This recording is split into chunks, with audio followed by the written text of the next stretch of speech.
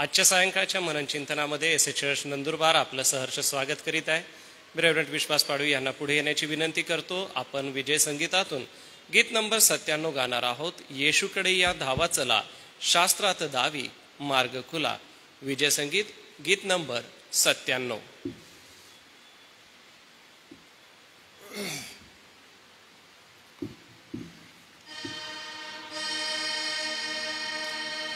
येशूकडे या धावा चला, शास्त्रात दावी मार्ग खुला.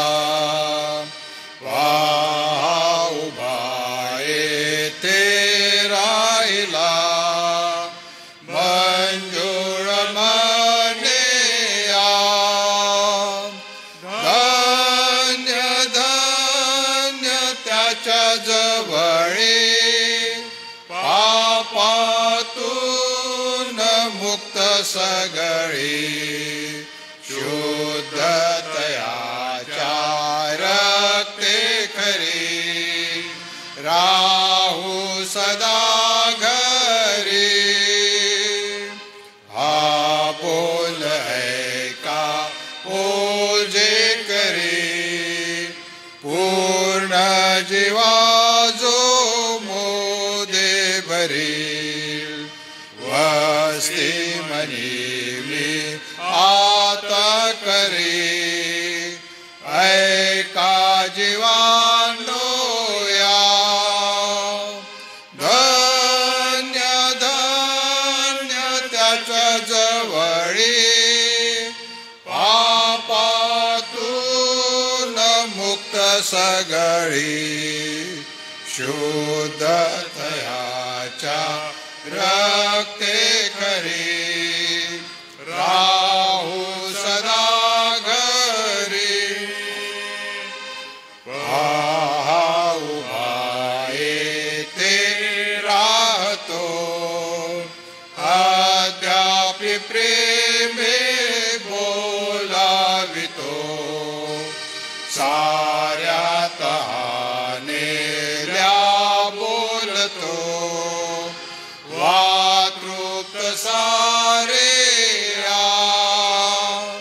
धन्य धन्य त्याच्या जवळी, पापातून मुक्त सगळी. शुद्ध तयाच्या रक्ते करी, राहू सदा घरी. खांबावरी होता टांगला, मेल्यातून आज उठला. राजा म्हणे आता पुला, या सर्व पापिया. धन्य धन्य त्याच्या जवळी, पापातून मुक्त सगळी. शुद्ध तयाच्या रक्ते करी, राहू सदा घरी. संपूर्ण दिवसभर आपल्या दयाळू प्रभूने आम्हाला सांभाळलं व या सायंकाळी पवित्र वचनाचं मननचिंतन करण्याची आम्हाला संधी दिली. आज सन्मान्य डॉक्टर रेव्हरंड जी जयकर पाळक साहेब यांच्याकडून सायंकाळचं मनन आहे.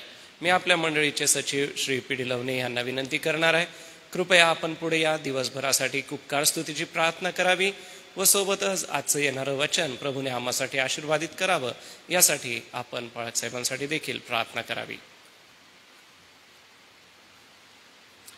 हे माझ्या पवित्र पवित्र पवित्र संगतीश पवित्र परमेश्वरा, तुझ्या नावाला गौरव, तुझ्या नावाला महिमा. पवित्र परमेश्वरा, दिवसभर तू आमचा सांभाळ केला. सर्व उन्हातानापासून आमच्या सर्वांना तू आम्हा सर्वांना तू सांभाळलंच देवा. त्याबद्दल आम्ही खरोखरच तुझ्या नावाला धन्यवाद देतो, तुझी स्तुती करतो, तुला गौरव महिमा देतो. पवित्र परमेश्वरा, विशेष करून पवित्र वचना आम्ही डॉक्टर ग्लाडविन पाळक साहेब यांच्यासाठी विशेष प्रार्थना करतो. देवा, तुझं वचन त्यांच्या मार्फत पवित्र वचना आमच्या कडे येणार आहे. पवित्र वचना त्या अन्नाचं आम्ही चरवण करत असताना देवा, विशेष करून तू आमच्या अंतःकरणाशी बोल. पवित्र वचना आमच्या चुका आम्हाला स्पष्ट रीतीने दाखवून दे. पवित्र वचना आमचं अंतःकरण तू उघडून बघ प्रभू. पवित्र वचना ज्या आमच्या चुका असतील पवित्र वचना त्या आम्हाला स्पष्ट रीतीने दाखवणारा प्रभू तूच आहेस. पवित्र वचना त्यांना सहाय्य कर. त्यांनी पवित्र वचना जे स्टडी केलेला आहे, अभ्यास केलेला आहे पवित्र वचना, त्याच्यावरती तुझा विपुलतेचा आशीर्वाद पाठव. पवित्र वचना आशीर्वादाचा पट वाटा तू त्यांना दे, त्यांचं सहाय्य कर. आणि पवित्र वचना आज तुझ्या मार्फत ते बोलत असताना त्यांच्या उठाण्यात दिव्यरथ स्पर्श कर प्रभू. आणि आमच्या अंतःकरणाला पण तू स्पर्श कर ही तुझ्या विनंती करतो. पवित्र वचना दिवसभरात तू आमचं सहाय्य केलंस, आम्हा सर्वांना इथे आणलेस. आणि पवित्र वचना तुझ्या चरणाजवळ आम्हाला बसवलं, त्याबद्दल आम्ही तुझ्या नावाला धन्यवाद देतो. आमच्या मंडळीचे स्थानिक पाळक साहेब यांच्यासाठी प्रार्थना करतो. त्यांचं सहाय्य कर, तुझी कृपा द्या, त्यांच्या डोक्यावरती ठेव.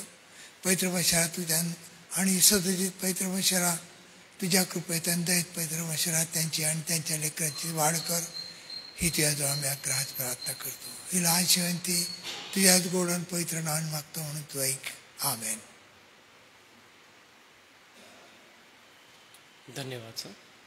मी ऑनलाईन बघणारे सर्व प्रियजन व येथे उपस्थित असलेले पाळक वर्ग, मंडळीचे वडील व पंच मंडळ यांच्या वतीने सन्मान्य डॉक्टर रेव्हरंड जी जयकर पाळक साहेब आपलं स्वागत करतो व आपणाला विनंती करतो की आज सायंकाळचं देवबापाचं पवित्र वचन आम्हासाठी आपण द्यावं.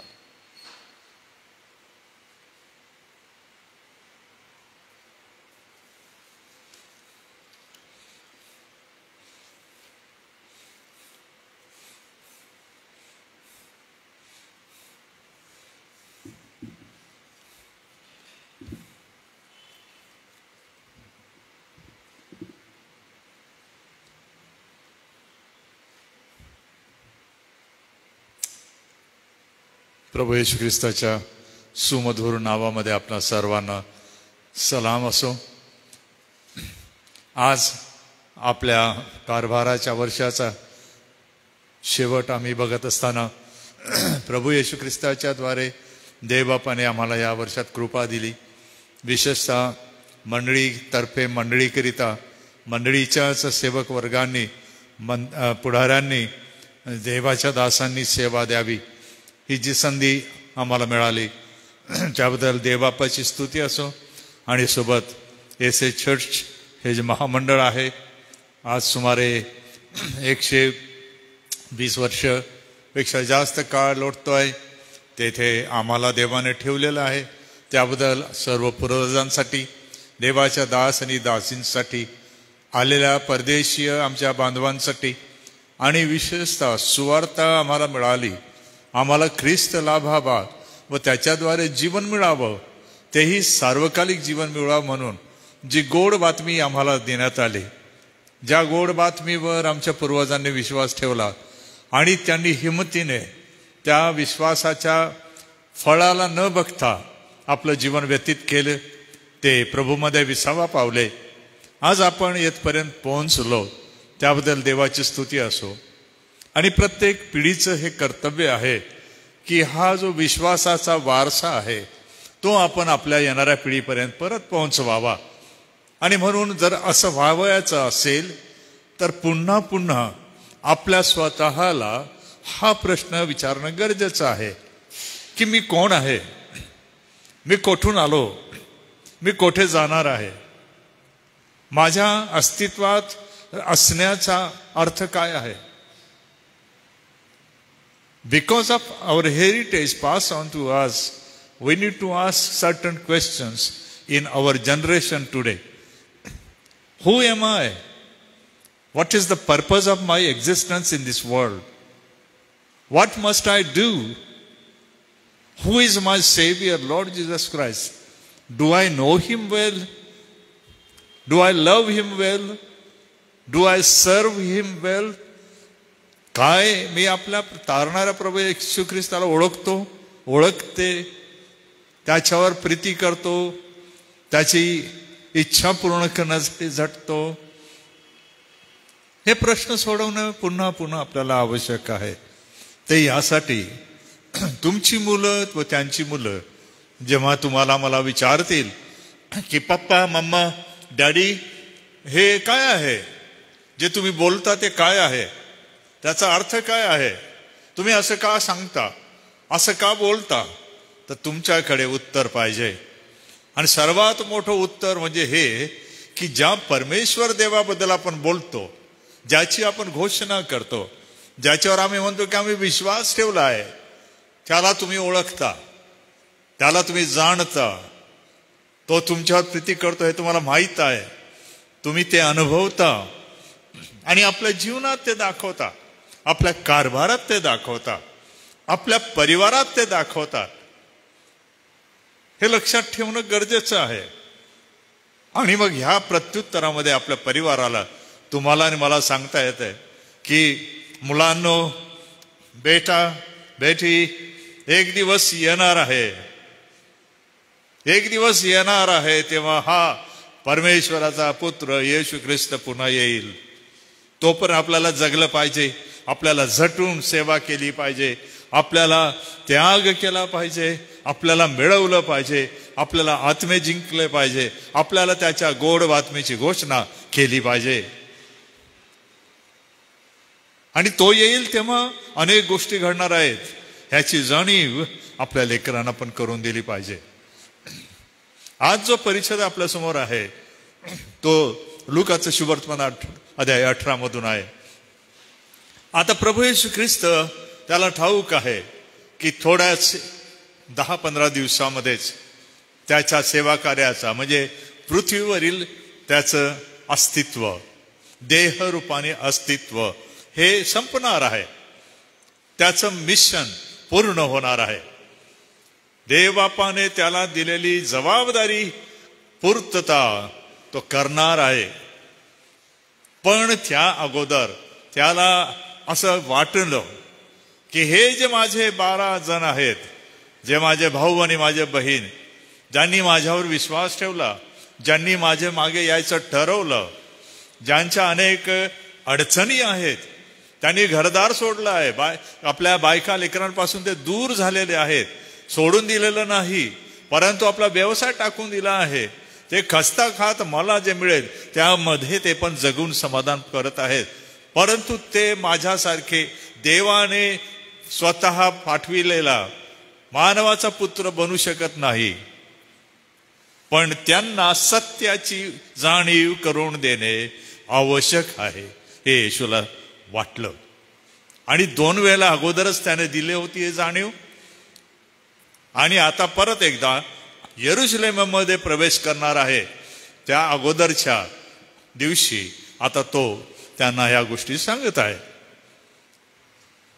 आपल्याला हे समजणं आवश्यक आहे की आपल्या प्रत्येकाचा जीवनाचा एक टप्पा संपणार. एक श्वास आपला थांबला, आपण येथे नसणार.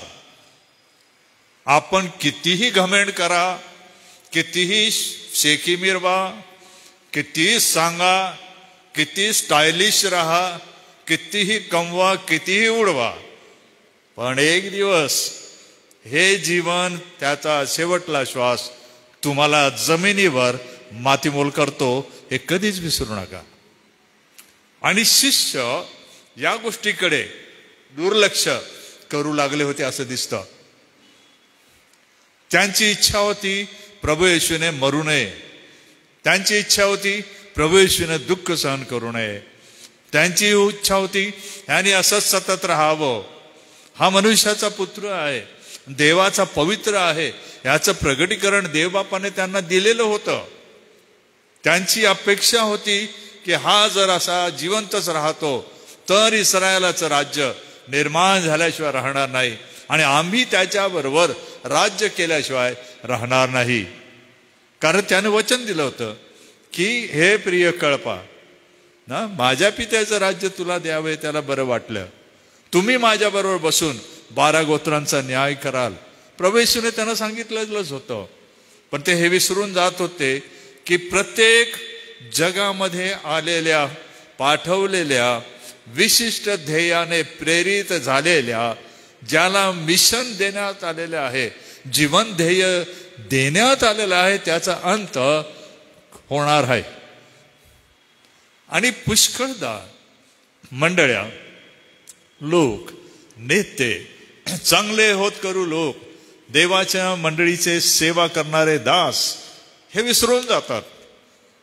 त्यांना असं वाटतं मला कोणी हलवू शकणार नाही, मला कोणी असं करू शकणार नाही, मला कोणी कमी करू शकणार नाही, माझं काही बिघडणार नाही. या तोऱ्यात ते जगतात आणि राहतात. अशा वेळेला प्रभू येशू ख्रिस्त आपल्याला शिकवतो, तुमचा गर्व, तुमची घमंड, तुमचा जो स्वाभिमान जो स्वतःवर तुम्ही ठेवलेला आहे, तुमच्या शिक्षणावर ठेवला आहे, तुमच्या संपत्तीवर ठेवला आहे, तुमच्या सौंदर्यावर तुम्ही ठेवलेला आहे, तुमच्या सर्व देण्या घेण्याच्या उत्तम पद्धतींवर ठेवलेला आहे, ह्याचा एकदम एका क्षणामध्ये नाश होणार, हे संपणार. दुसरी अजून महत्वाची गोष्ट म्हणजे प्रभू येशू ख्रिस्त या वचनांमध्ये 31 ते 34 अध्याय 18, लुकाचा शुभवर्तमान 18वा अध्याय 31 ते 34 मध्ये ज्या गोष्टी बोलतोय त्या बघितल्यावर असं दिसतं की शिष्यांना हे पत्करणं फार कठीण गेलं, की कसं शक्य आहे. प्रभू येशू जे बोलतो आहे याप्रमाणे ह्या आपल्या प्रभूचा अंत कसा काय होणं शक्य आहे, ज्याला आम्ही बघितलं आहे किमान 35 प्रकारच्या विविध नैसर्गिक, अनैसर्गिक, अवमानवी शक्तींना याने पराभूत केलं जिवंत असताना. जे कोणी कधी करू शकत नव्हतं ते त्याने करून दाखवलं, केवळ तो शब्द बोलला. आता त्याच्या शेवटाला तो निघतोय, हे त्यांना पचत नव्हतं. म्हणून आपण शिकायचं आहे की आपला एक अंत ठरलेला आहे. आपल्याला या जगाला सोडायचं आहे. कधीच यामध्ये हैगय करू नका, याकडे मुळीच दुर्लक्ष करू नका. मृत्यूसारखा भयंकर शत्रू दुसरा कोणताच नाही. तुम्ही बंदुकांवर मात करू शकाल, तरवारी आवरू शकाल, तुम्ही तोफांना तोंड देऊ शकाल, बॉम्ब गोळे झेलू शकाल, भूमिकंप सहन करू शकाल, पुरांमध्ये पोहून पार जाऊ शकाल. या मृत्यूरूपी हैवानाला समोर आल्यावर तुम्हाला काहीही करता येत नाही. एवढा हतबल, एवढा अशक्त, एवढा लाचार आणि कमजोर मनुष्य आहे. हे विसरू नये. प्रभू येशू त्यांना ते सांगतोय की मी चांगलं केलं, मी उत्तम ते केलं, लोकांच्या भल्यासाठी केलं, तरी माझा परिणाम जो मी बघत आहे तो इतका भयंकर होणार आहे. पुष्कळदा आपण बऱ्याच गोष्टी वाचतो आणि मीडियावर पण तुम्ही वाचता, पाहता, आणि चांगले चांगले ख्रिस्ती सांगणारे, म्हणून घेणारे मोठ्या मोठ्या पोस्ट टाकतात. आणि त्यांचा एक शब्द फार चांगला आहे, कर भला तो होगा भला. चांगलं करा म्हणजे चांगलं होईल. तुम्हाला माहित आहे का, चांगलं हे जे तत्वज्ञान आहे हे कोणाचं आहे? हे श्री गौतम बुद्धांचं तत्वज्ञान आहे. Think good, do good, feel good, हे फॅक्टर जे आहेत हे श्री गौतम बुद्धांचे आहेत, हे बायबल मधले नाहीत. आणि त्याला आपण वाचून वाचून, फॉरवर्ड करून, घासून घासून स्वतःचं समाधान करतो आणि मग रडतो किंवा आपण दुःखी होतो की मी इतकं चांगलं केलं तरी शेवट वाईट कसा झाला, मी इतकं चांगलं केलं तरी दुःखद कसा झाला. आपण चुकलो असं नाही, आपण चुकीच्या गोष्टीवर विश्वास ठेवला, आपण अभ्यास केला नाही, आपण विचार केला नाही, मी काय वाचलं, मी काय ऐकलं, हे कुठून आलेलं आहे. आणि फील गुड फॅक्टरमुळे काय होत आहे की सगळीकडे तेथेच लोक उड्या मारतात जेथे लोक सांगतात इकडे या, फील गुड होईल, तुम्हाला चांगलं होईल.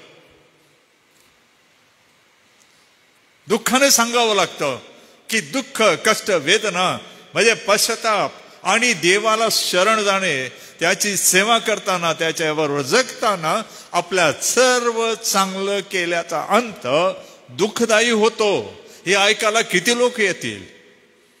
तुम्ही आणि मी किती ऐकू शकूय की तुम्ही जर चांगलं कराल उद्या तुम्हाला वधस्तंभावर पण खेळण्यात येईल. त्या वक्त्याला कोणी बोलवेल? त्या वक्त्याच्या सभांना लोक जातील? नाही जाणार, कारण हे फील गुड फॅक्टर नाही आहे. हे मनाला चांगलं चांगलं नाही वाटू देत. आणि शिष्यांची मनस्थिती जी आहे ती अशीच आहे. मग येशू ख्रिस्त काय करतो आपण जरा बघूया त्याकडे. लूक 18:31 जरा फारच चांगलं शिक्षण या वचनांमध्ये लूकाने दिलं आहे. तो म्हणतो की तेव्हा त्याने 12 जण जवळ घेतले, त्यांना जवळ घेऊन त्यांना म्हटले, पहा आपण वर यरुशलेमेस चाललो आहो आणि मनुष्याच्या पुत्राविषयी संदेष्ट्यांच्या द्वारे लिहिण्यात आलेल्या सर्व गोष्टी पूर्ण होणार आहेत. म्हणजे त्याला परराष्ट्रीयांच्या स्वाधीन करण्यात येईल, त्याची कुचेष्टा होईल, त्याची विटंबना होईल, त्याच्यावर थुंकतील, त्याला फटके मारतील, त्याचा जीव घेतील आणि तो 3ऱ्या दिवशी पुन्हा उठेल. वचन 34. त्यास म्हणजे 12 शिष्यांना या गोष्टींपैकी काहीच कळले नाही आणि हे वचन त्यांच्यापासून गुप्त ठेवण्यात आले होते आणि सांगितलेल्या गोष्टी त्यांच्या लक्षात आल्या नव्हत्या.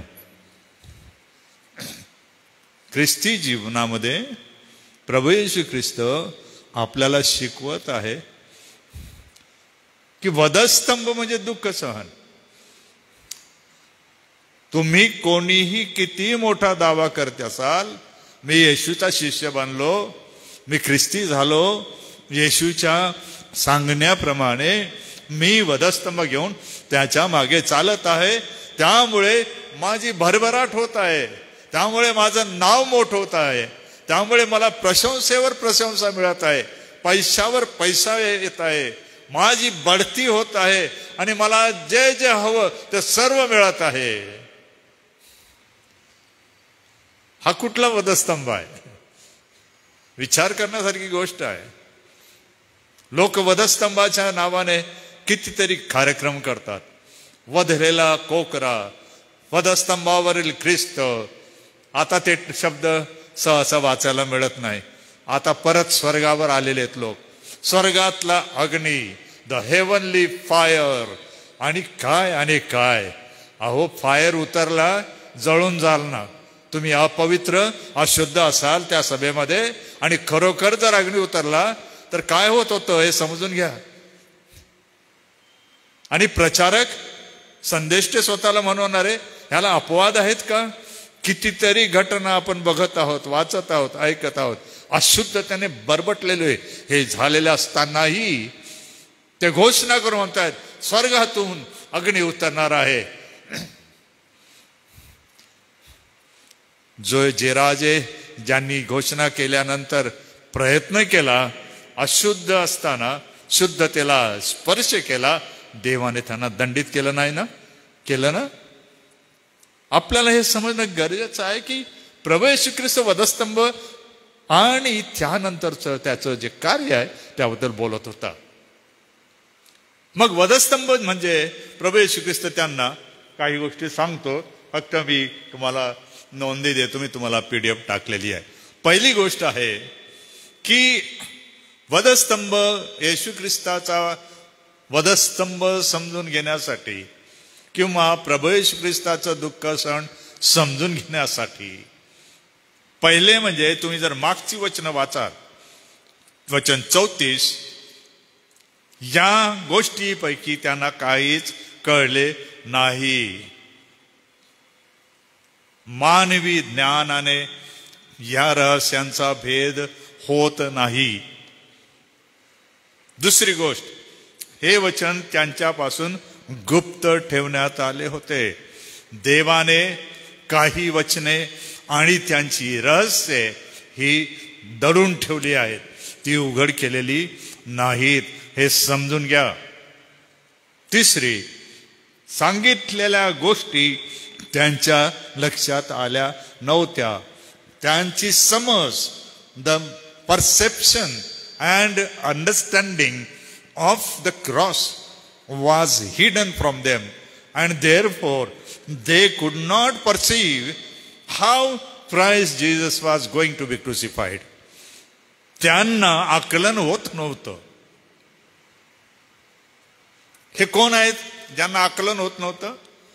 अगोदर वाचलं तुम्ही की जे दावा करत होते, आम्हाला तू 2 जागा दे, एक इकडे एक तिकडे बघतो आम्ही. काय म्हणत होते? आम्हाला आज्ञा कर, शंभरोनी लोकांवर अग्नी वर्षाव व्हावा. हे बलवान लोक, येशूचे मूळ शिष्य, पण अजून ते हे समजू शकले नव्हते. येशू मरणाच्या जवळ आलेला असतानाही काही सत्य त्यांना कळत नव्हते, कारण ती रहस्य होती, त्यांच्यापासून लपवून ठेवण्यात आली होती. पण आपण वाचतो, पुनरुत्थानानंतर त्यांना काही गोष्टी कळल्या. कोणत्या गोष्टी? पहिली गोष्ट आहे, मनुष्याच्या पुत्राबद्दल मी मागे तुम्हाला बोललो, संदेष्टियांच्याबद्दल बोललो. आता वचन 32 आहे, त्याला परराष्ट्रीयांच्या स्वाधीन केलं जाईल. परराष्ट्रीयांच्या स्वाधीन केलं जाईल. स्वाधीन करणं हा जो मूळ शब्द आहे, त्याचा अर्थ असा, आगाऊ देणं देणं है ना. एखादा सौदा होतो तेव्हा देवाणघेवाण होते, शब्द दिले जातात किंवा रक्कम दिली जाते. स्वाधीन करणं म्हणजे आगाऊ देणं घेणं, शब्दाचं किंवा धनाचं झालं, आणि त्याचा उद्देश होता ज्या कार्याबद्दल ती शपथ वाहिली जात होती ती पूर्ण केल्यावर पूर्ण पैसे मिळतील किंवा ती वस्तू मिळेल. त्याला स्वाधीन करणे असं म्हटलंय. एका शब्दामध्ये, स्वाधीन मध्ये, यहुदा इस्करियत, महायाजक व त्यांचं मंडळ आणि रोमी शिपाई, पिलात, हा सगळ्यांचा गोषवारा येऊन गेला. पवित्र शास्त्र हे का मनोरंजक पण आहे, त्याचं कारण हे की जेव्हा आपण लक्षात घेतो की छोट्या छोट्या गोष्टी वाटतात, परंतु एकेका शब्दामध्ये सुद्धा काही वेळेला प्रचंड मोठा इतिहास दडलेला असतो. पॅराडिडोमाई, आगाऊ, आपल्याला माहित आहे हे कोण केलं होतं, आणि ज्याच्याबद्दल वारंवार महामंडळामध्ये सांगण्यात आलं, ज्याने कपटाने आपल्या प्रभू येशूला धरून दिले, तो यहुदा इस्करियत. पेत्राबद्दल लिहिलं नाही, पेत्र 3दा नकार करणारा, त्याच्याबद्दल असं लिहिलं नाही. हा पेत्र म्हणजे 3 वेळेला नाकारणारा, असं लिहिलं नाही. थोमा म्हणजे ज्याने अविश्वास ठेवला तो. पुढे ते काढून टाकण्यात आलं. तुम्ही नीट वाचा प्रेषितांच्या कृत्यामधली यादी. फक्त यहुदा इस्करियतने केलेल्या कृत्याचा ठपका त्याला जो लावण्यात आला की आपल्या प्रभूला कपटाने धरून देणारा, तो महामंडळाच्या इतिहासातून कधीच काढण्यात आला नाही. देवाने तो कायमसाठी ठेवला. म्हणून स्वाधीन हा जो शब्द आहे अशा प्रकारचा आहे, त्याच्यामध्ये पूर्ण तो इतिहास आहे जो आपल्याला अजून पुरेसा माहीत नाही. अभ्यास करणं थोडाफार माहीत आहे. दुसरी गोष्ट त्यामध्ये सांगितलेली आहे, स्वाधीन केल्यावर त्याची कुचेष्टा किंवा बेअब्रू होईल. आणि कुचेष्टा म्हणजे दात काढायचे आणि अत्याचार करायचा. त्याला कधी कधी मराठीमध्ये विकृत आनंद म्हणतात. काही जणांना अत्याचार केल्याचा आनंद वाटतो. तुम्हाला हे माहीत नसेल, तुम्हाला जरा आवश्यक वाटतं, हा विकृत आनंद मनस्थिती काय असते, डॉक्टर बेनर पवारांना विचारा. मानसशास्त्रामध्ये फार फार मोठं विश्लेषण आहे आणि त्यामधूनच पुढे गुन्हेगारी मानसिकता नेत्यांमध्ये म्हणा किंवा लोकांमध्ये निर्माण होते. तुम्ही आजकालच्या मारामाऱ्या दंगली, मी बोललो मागे, काही कोणाला वाटत नाही, काहीच कोणाला वाटत नाही मी काय करत आहे, परंतु त्या रक्तपिपासूपणाचा आनंद इतका मोठा साजरा होत आहे की कल्पनाच करत नाही की हे जग चाललं कुठे. हे एवढं सुंदर जग, 800 कोटी लोकांना पोचणार हे जग, ह्या जगाचं सुंदर पाणी ज्याच्याशिवाय मनुष्य जगू शकत नाही, हे सुंदर वातावरण, हे सुंदर इमारती, रस्ते, वाहन व्यवस्था, तुम्ही नाव घ्या, इतकं अत्याधुनिक झालेलं आहे जग. याच्यामधून ती एदेनामधली ती पाशवी मनोवृत्ती अजून नष्ट झाली नाही, ती वाढतच आहे, वाढतच आहे.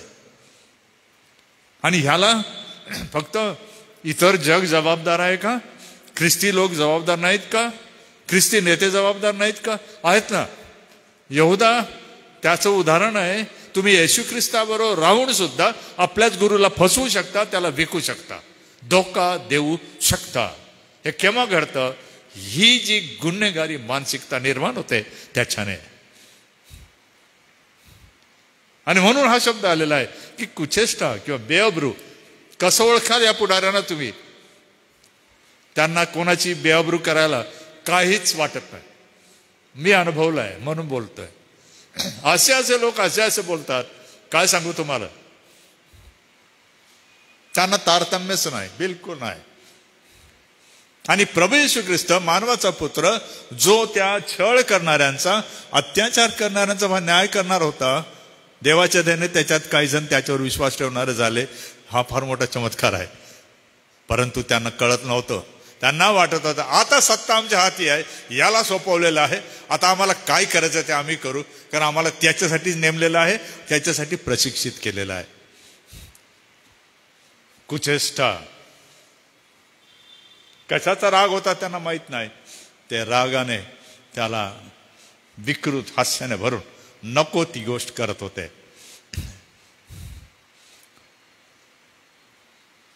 विटंबना,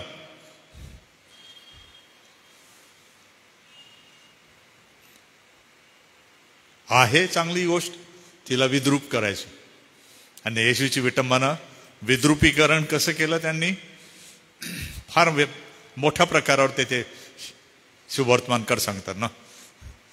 काट्यांचा मुटका ठेवला, बोरुनी काय डोक्यावर मारलं, त्याचे गालावर चपडाका काय ठोक मारल्या, त्याचे केस काय ओढले, त्याला चुंकले काय काय काय केलं, खोटा राजाचा झगा नकली राजा म्हणून त्याला घातला काय, परत काढून घेतला काय, त्याचे वस्त्र ओरबाडून घेतले काय, वाटून घेतले काय, यांना काहीही वाटलं नव्हतं. तो हा शब्द आहे, बेअब्रू करणे आणि अत्याचार करणे. थुंकणे, त्याच्यावर थुंकतील. त्याही वेळेला इस्रायलामध्ये, रोमी साम्राज्यामध्ये थुंकणे ही काय म्हणतात, वीट आणणारी गोष्ट होती. ज्याच्यावर थुंकले किंवा ज्याच्या समोर थुंकले, त्याचा अर्थ असा होत होता, तू मला नकोस, तू मला नको आहे, तुझी माझ्या दृष्टीने काही इज्जत नाही, तू बेअब्रू आहे, तुला मी मान देऊ शकत नाही, जा तू तुझ्या जिन्याला. आज पण ही वृत्ती आहे आणि त्यावेळेलाही होती. थुंकणे लांछनास्पद होतं आणि प्रभू येशू ते सहन करतो. पण शिष्यांना माहित नव्हतं त्यात काय होत आहे, कारण ते जेव्हा धरलं तेव्हा ते पळाले. येशू एकटाच होता. त्याला फटके मारतील. तुम्हाला मी नोंद दिली आहे, फटके मारतील याची एक नोंद दिली आहे सविस्तर, तुमच्या PDF मध्ये असेल, वाचा जरा, मजेदार आहे. त्याचं वर्णन करणं फार वेळ लागण्यासारखं आहे आणि दुःखदायी आहे. परंतु फटके मारणे म्हणजे असाच आसूड किंवा चाबूक होता, ज्याला वाद्या होत्या जनावराच्या कातडीच्या, आणि त्याला कधी मोठे काटे, कधी खिळे, कधी हुक लावले जात शेवटी. ते यासाठी की ज्याला ते फटके मारले जात आहेत त्याला फक्त लागू नये, पण त्याची कातडी सोलली जावी आणि त्या हुकमुळे ते मांस बाहेर खेचून काढावं. आणि किती मारले त्याला काही लिहिलेलं नाही. रोमी पद्धतीचा अभ्यास केला तुम्हाला कळतं की यहुदी पद्धतीमध्ये सुद्धा 40 फटके मारावे असं होतं. आणि शास्त्रज्ञ म्हणतात येशूला 39 मारले. चमत्कार हा आहे की अशा भयंकर फटक्यांच्या माराने ज्या व्यक्तीला ती शिक्षा होती तो कधी कधी मरून पण जात होता, बेशुद्ध होऊन जात होता. येशू तो सर्व सहन करतो. कशामुळे? तर तो धडधाकट होता म्हणून. पायी असंख्य मैल येणं जाणं करत होता. सोबत भर तारुण्यामध्ये आपल्या घराची काळजी घेण्यासाठी सुतारकीचा व्यवसाय त्याने केला होता. त्याला माहित होतं शरीर बलदंड असणं गरजेचं आहे. म्हणून जेव्हा त्याला वधस्तंभावर खिळलं तर त्याचे हात त्याच्या शरीराचं जर वजन धरलं त्यावेळेला 70 किलो असावं असं जर गृहीत धरलं तर ते वजन त्याचे हात पेलवू शकत होते, कारण तितके त्याचे मनगट दणकट होते. तो केवळ देवाचा पुत्र होता म्हणून हे सहन नव्हता करत. त्याला शारीरिक बळ आणि सक्षमता होती. तो सुदृढ होता. आणि फटके मारल्यावर त्याचे हाल झाले. त्याचा जीव घेतील. जीव घेणं म्हणजे संपविणे, नाही तसे करणे, खून करणे, मारून टाकणे, किंवा ज्यामुळे माणूस जगतो तो मूळ जीव काढून घेणे. जीव काढण्याच्या अनेक पद्धती होत्या. एक होता गळा कापणे, म्हणजे वध करणे, पूर्ण मारून टाकणे दगड मारून, ती एक पद्धत. तलवारीने मुंडकं उडवणे, अशा असंख्य पद्धती होत्या जीव घेण्याच्या. पण आता प्रभू येशू ख्रिस्त म्हणतो ते इतकंच करणार नाहीत, माझा जीव घेतील. ते मला संपवण्याचा प्रयत्न करतील. 6 पर्यंत आता तो 6 गोष्टी सांगितल्यावर अचानक बदलतो आणि ते मी थांबणार. आणि तो 3ऱ्या दिवशी पुन्हा उठेल.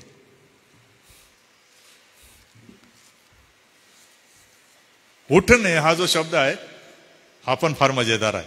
अनास्ते सेताई. आणि हा तुलना केल्यावर लवकर लक्षात येतो. मरणातून उठणे म्हणजे प्रेतागार आहे किंवा कबरामध्ये प्रेत पडलेली आहेत असं गृहीत धरावं लागतं. या प्रेतांमध्ये एक प्रभू येशू ख्रिस्त पण आहे असं गृहीत धरा. ज्यामध्ये जीव नाही ते प्रेत उठून उभं राहू शकत नाही, हे तर निश्चित. प्रभू येशू ख्रिस्त काय म्हणत आहे? मी त्या मरणाच्या सत्तेतून अधिकारातून नुसतंच उठणार नाही, मी उभा राहीन, हे तो म्हणत आहे. हा शब्द आहे. पुन्हा उठणे म्हणजे जिवंताचं लक्षण आहे. उभं राहणं, दाखवणं मी जिवंत आहे. म्हणून येशू ख्रिस्त उभा राहिला अनेकदा पुनरुत्थानानंतर. तो म्हणाला या जवळ बघा. त्याच्या पायाला कोणी स्पर्श केला, कोणी म्हटलंय दाखव मला तुझ्या खुणा, तो म्हणाला बघा. मेलेली माणसं जमिनीचं भक्ष्य असतात हे विसरू नका. मेलेली माणसं हे भूतकाळाच्या अस्तित्वामध्ये संपलेले असतात. प्रभू येशू ख्रिस्त म्हणतो भूतकाळावरही मात करणारा अनादि अनंत परमेश्वराचा पुत्र कोण? तो मी. आणि म्हणून मी तुम्हाला सांगतो, मी त्या मरणासन्न स्थितीमध्ये सुद्धा पुन्हा उभा राहून दाखवेन. आणि नेमकं टाइम दिला त्याने, जेव्हा मारतील तेथून ते 3रा दिवस. आणि देवाची स्तुती असो. आपला प्रभू येशू ख्रिस्त सांगितल्याप्रमाणे जिवंत झाला. ह्याचा अर्थ काय आहे ते सांगून संपू, की आपल्याला कधी कधी फसवलं जाईल, आपली विटंबना होईल, आपली कुचेष्टा होईल, आपल्यावर थुंकतील, फटके मारतील, जीव घेतील. हा आपला शेवट नाही. आपला प्रभू आपल्याला शिकवत आहे, मी जिवंत आहे म्हणून तुम्ही पण जिवंत असाल, जिवंत राहाल.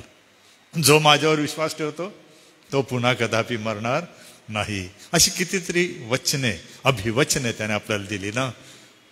म्हणून आजचा हा दिवस माझाही या वर्षाच्या कारभाराचा शेवटला संदेश हाच आहे, भिवू नका पण विसरू नका. भिवू नका का? आपला प्रभू जिवंत आहे, त्याने सप्रमाण प्रगट केलं म्हणून आपण पण जिवंत राहणार, कारण तसा तो बोलला. भिवू नका, कारण आपल्याला स्वाधीन केला जाईल. आपली विटंबना, कुचेष्टा, बेअब्रू, थुंकणे, फटके मारणे, जीव घेणे होईल. भिवू नका, कारण आपण या जगामध्ये संपणार नाही. एक दिवस हीच माती जेथे मी दफन केला जाईल तेथे मला वाणी ऐकायला मिळेल, उठ, उभा राहा, इकडे ये. तुम्ही आणि मी त्या दिवशी तेथे निघून जाऊ. देवाच्या राज्यात सदा काळसाठी आपण तेथे राहू. पण त्या अगोदर हे दुःख पेलवणं शिष्यांना समजत नव्हतं आणि आपल्याला पण कळणार नाही. पण हे पुनरुत्थानानंतर त्यांना समजलं. तसं आपल्याला सुद्धा प्रभू परमेश्वर देव त्याच्या वचनातून आणि त्याच्या पवित्र आत्म्याने समजून सांगो की माझ्या लोकांनो, घाबरू नका. हे थोडा वेळ आहे. तुमच्या जीवनाचं ध्येय गाठण्यासाठी प्रभूला जर असं सहन करावं लागलं, तुम्हाला पण ते वाट्यास येईल. तुम्ही भिवू नका, कारण तो उठला आहे, तो मरणावर विजय झाला आहे. तो एक दिवस तुम्हाला आणि मला त्या मरणातून पुन्हा उठवेल. देवाची स्तुती असो. असा प्रभू आपल्याला लाभला, आपण त्याला धन्यवाद करू. या आपण प्रार्थना करू. देवबापा, मी प्रार्थना करतो, या जगातील दुःखे, कष्ट, वेदना संपणार, तू येणार, आमचं पुनरुत्थान होणार. तरी ह्या दरम्यानच्या काही गोष्टी रहस्यमय आहेत, आम्हाला समजत नाही. आम्हाला सहाय्य कर, मला सहाय्य कर. आणि प्रभू, तुझ्या वधस्तंभाचा मार्ग न चुकता चालायला, काल्वरीपर्यंत पोहोचायला मला सहाय्य तू कर. प्रभू येशूच्या द्वारे प्रार्थना करतो दे बापा, तू ऐक. आमेन. Thank you very much.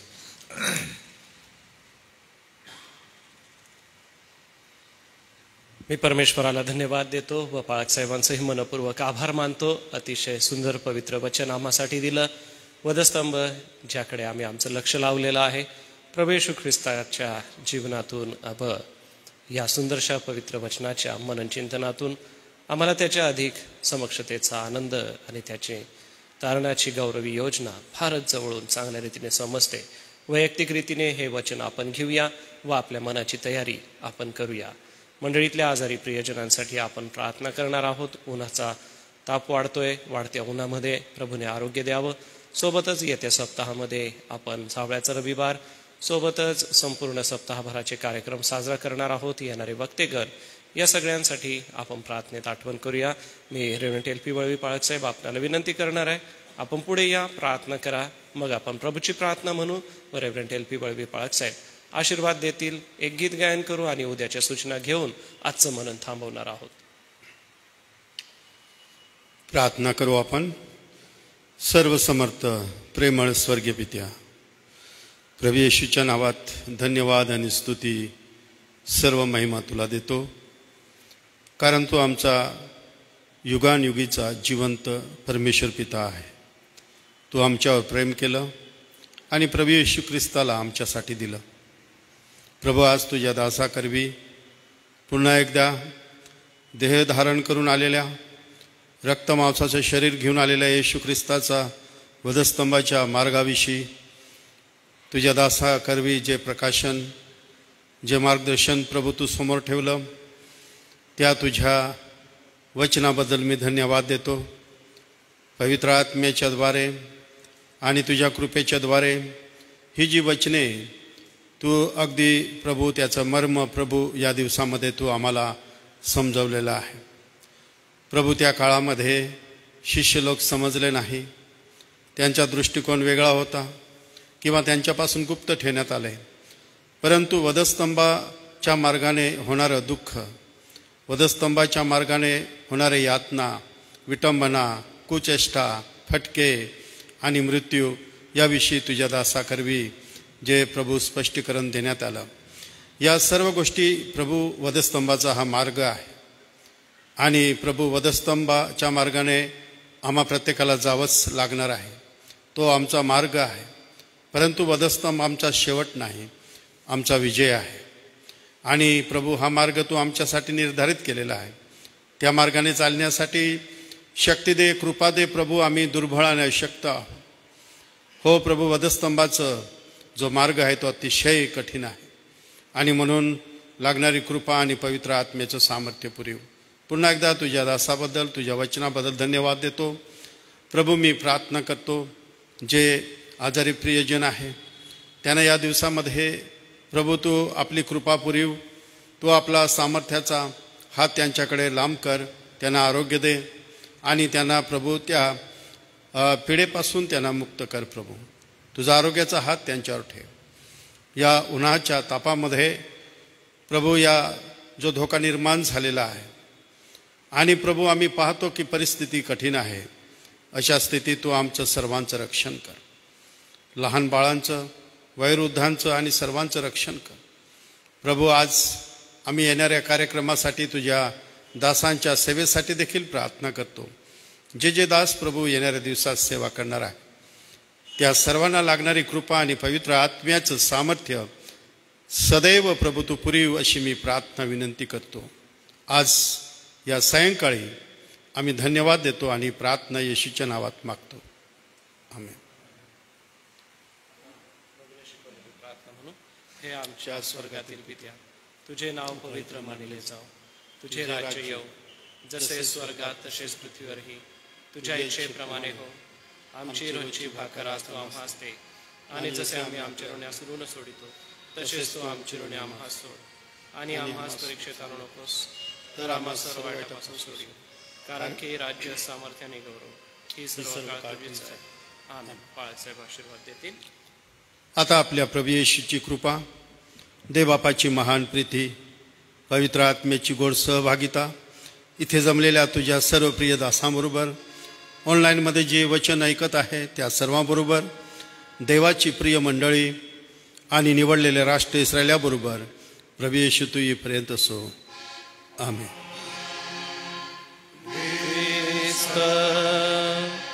पवित्र शांती सत्प्रीती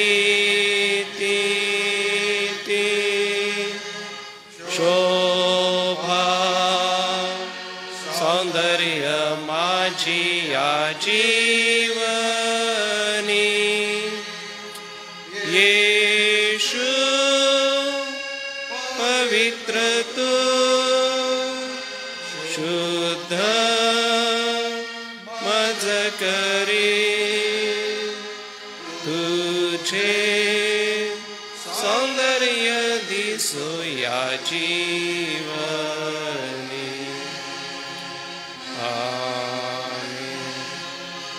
पुन्हा एक वार मी आजच्या मरणासाठी डॉक्टर जी जय कृपाळक साहेब आपलं मनपूर्वक आभार मानतो. सोबतच जे सर्व पाळक वर्गांनी सेवा केली आपलं मनपूर्वक आभार. उद्या सायंकाळची जी सभा आहे ती रेव्हरेंड सॅमसन जय कृपाळक साहेब हे घेतील. सर्वांना सलाम.